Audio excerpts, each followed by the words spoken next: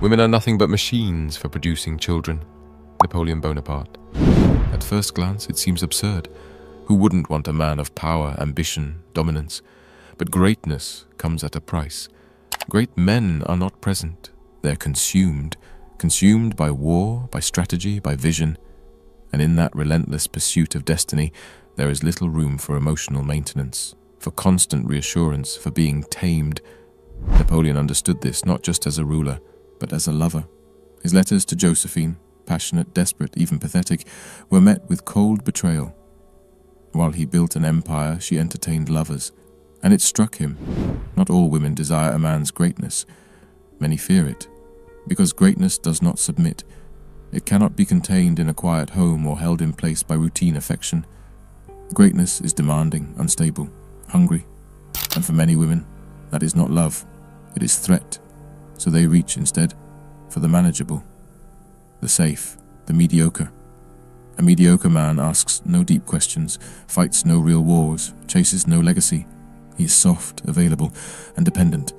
His identity revolves around her, not around a mission. And that makes him appealing, not for what he is, but for what he lacks. He lacks danger, he lacks sacrifice, he lacks the risk of abandonment that comes with a man chasing something larger than himself. Napoleon saw this dynamic clearly. Women are nothing but machines for producing children, he once said, not out of hate, but out of cold imperial calculation.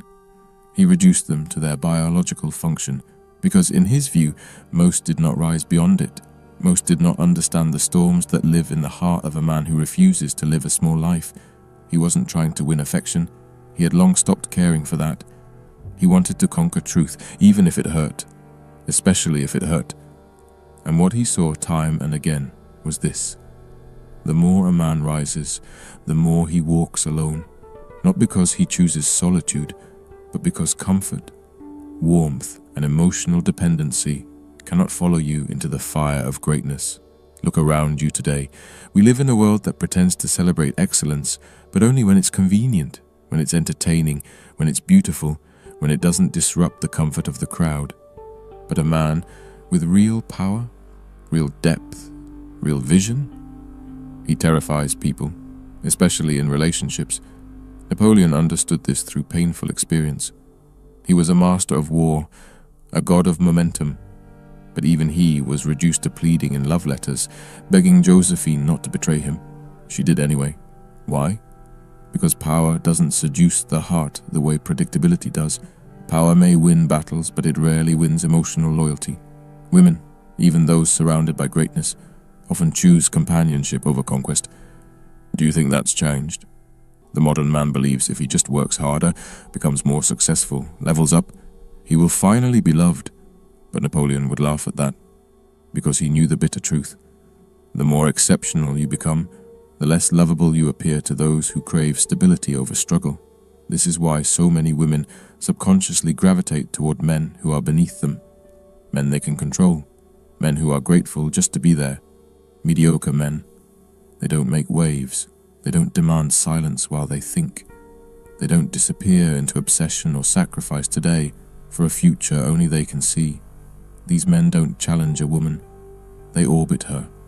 And to be the center of someone else's universe is intoxicating. But for the man who seeks greatness, that kind of devotion is rare, almost impossible, because he doesn't orbit. He ascends, and in doing so, he threatens the foundation of modern relationships, comfort. Napoleon lived this contradiction. The man who could command armies was still seen as emotionally distant, too focused, too cold. But how else does one build an empire? How else does a man inscribe his name into the bones of history? He doesn't do it by sitting still and whispering sweet nothings. He does it by becoming more than a man. And in that transformation, he becomes less of a partner and more of a force. Do you want comfort?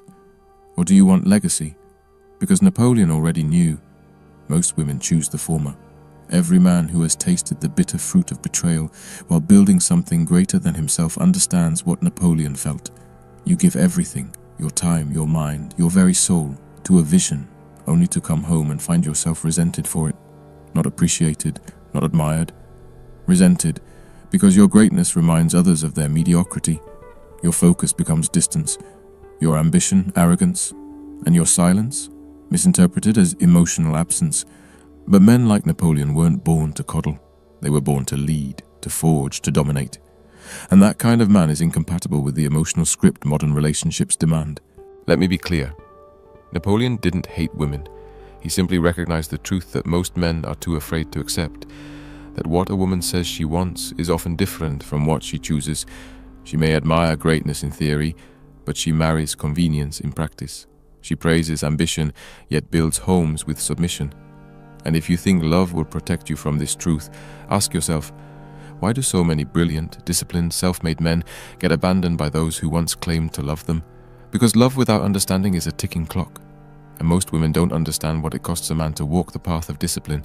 The sleepless nights, the years of ridicule, the isolation, the blood, the grind.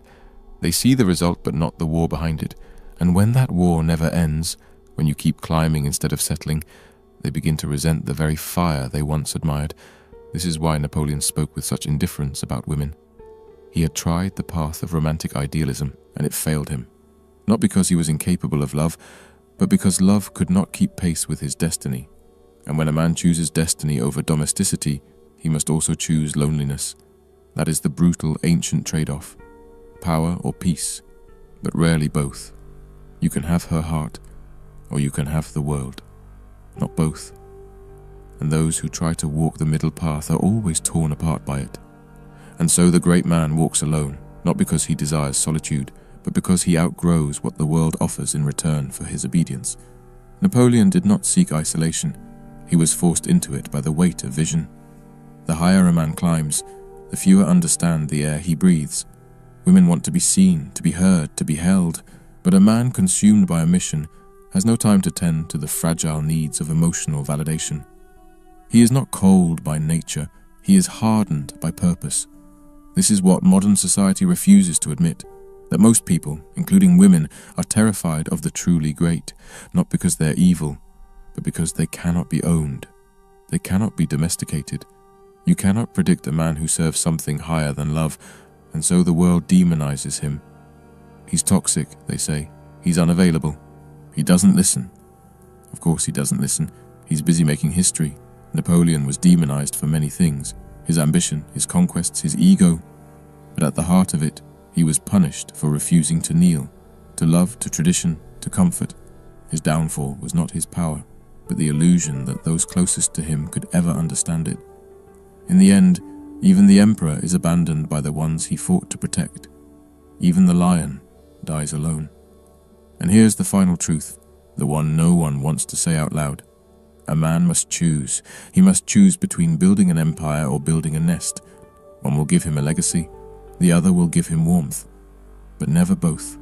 And while mediocre men are loved, praised, and remembered as good, it is the great men, lonely, misunderstood, exiled, who carve their names into time. So if you are a man chasing truth, chasing greatness, chasing something immortal, you must prepare to be unloved. You must prepare to be doubted, to be left, because you are not safe, and that makes you dangerous. But never forget this, the world bows to danger. But maybe you're still asking yourself, why? Why would a woman reject a man who is disciplined, visionary, relentless, a man who moves mountains? Why would she turn away from the storm that changes the world in favor of the breeze that barely moves the trees? Because the truth, the real truth, is this. Great men are mirrors. They reflect everything others are not. Their ambition reveals complacency. Their silence reveals insecurity. Their solitude exposes dependency. And for most women, no, for most people, that mirror is unbearable. To be with a man who needs nothing from you emotionally, who doesn't seek your approval, who isn't afraid to walk alone, that is not romantic. That is terrifying. It means you cannot control him. You cannot seduce him with softness or hold him hostage with affection. You can only follow or be left behind. And women don't like that gamble. They will never say it out loud, but many women do not choose men based on admiration. They choose based on emotional leverage. A man who can be molded, a man who can be counted on to stay when she cries, to pause his life when she doubts, to make her feel like the axis of his world. But the great man, He doesn't pause. He doesn't orbit. He builds, and he bleeds for it. He is not heartless, but his heart is disciplined. He is not unloving, but love is not his mission. And that makes him unreachable for the average woman, because she's not looking to walk beside a titan. She's looking for a companion who makes her feel safe, heard, and prioritized. That is the quiet, shameful reason so many women settle upward in appearance, but downward in essence. He looks like a man. He talks like a man. But inside, he is soft clay, molded by her moods, her needs, her worldview. He is not a threat to her comfort, and therefore, he is not a threat at all. And here's the bitter twist. She will never truly admire him. She may love him. She may cling to him. She may even marry him. But deep down she knows she did not choose a king. She chose a servant who looked like one. You, the man who won't kneel, the man who won't stop, the man who burns at 2 a.m., crafting something no one else sees yet. You must understand, you were never rejected for your flaws. You were rejected for your fire, for the intensity of your soul, for the fact that being with you meant she had to become more. And most are not willing. They don't want to rise, they want to rest. So don't envy the mediocre man. Pity him, because though he may be loved, he will never be respected. He will never be needed in the way that shakes the soul. He will be tolerated, used, perhaps even cherished, but never truly followed, because nothing about him leads. And as for you, you were never meant to be loved like the rest. Your life is a storm, not a lullaby. Your path is steep, not soft, and your reward will not come from comfort. It will come from conquest, not conquest over others, but conquest over yourself. The loneliness, the doubts, the whispers, telling you to just give in and be what they want. Don't. Let them go. Let her go. Let the idea of being understood go. Because you were not built for a woman's comfort. You were built for a man's purpose. And yes, it will cost you. You may walk alone. You may die misunderstood. But if you stay the course, if you endure, the world will not forget your name. Because in the end, no woman builds statues. No woman rewrites history. No woman leads nations into battle or vision into reality. Men do, and they do it alone, bleeding, focused, unloved, but unstoppable. So stop asking why she didn't choose you. You already know. She didn't want greatness. She wanted comfort. And you, my brother, are not comfort. You are danger, and the world still bows to danger. If this video shattered your illusions, if it forced you to look at life and love with new eyes, then don't walk away quietly. Like, share, and subscribe. Support the channel by joining as a member, because truth, like greatness, is not meant to be comfortable or cheap. It is meant to set fire to everything you thought you knew. Cheers.